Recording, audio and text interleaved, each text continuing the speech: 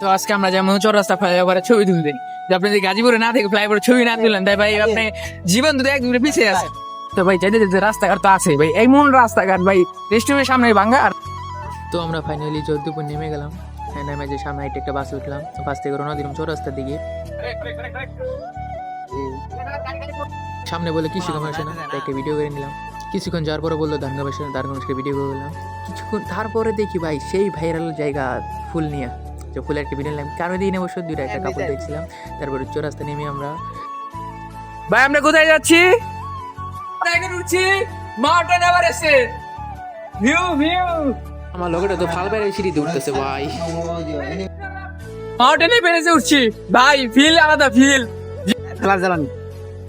Light জ্বালানি ভাই ওরা কতগুলো ছবি তুলছে ভাই, আমি ভাই আমার একটা ছবি তুলে দাও, ওরা তুলেই দেয় না। মানে কোনখানে ঘুরতে নিলে ভাই ওরা ছবি তুলতে আমার আগে বার্তাই দেয় না ভাই, এরকম কথা।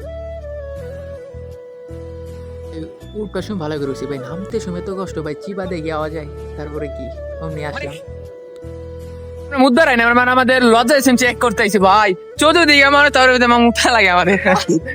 মুদ্রা গেলে সারা যাদের আমাদের সরমই করি। আমরা যেমন নিকবেল কিনতে, আমরা যদি গান গান শুনি তাই আমার জন্য সাজেস্ট হবে নিকবেল, কারণ এগুলা চাচও ভালো, কম কাটে এবং অনেক ভালো নিকবেল। আলহামদুলিল্লাহ যা কেনাকাটার পরে থেকে আমরা সুস্থ বাসায় ফিরে আসলাম। বাসায় একটা ব্লগ দিলাম আলহামদুলিল্লাহ।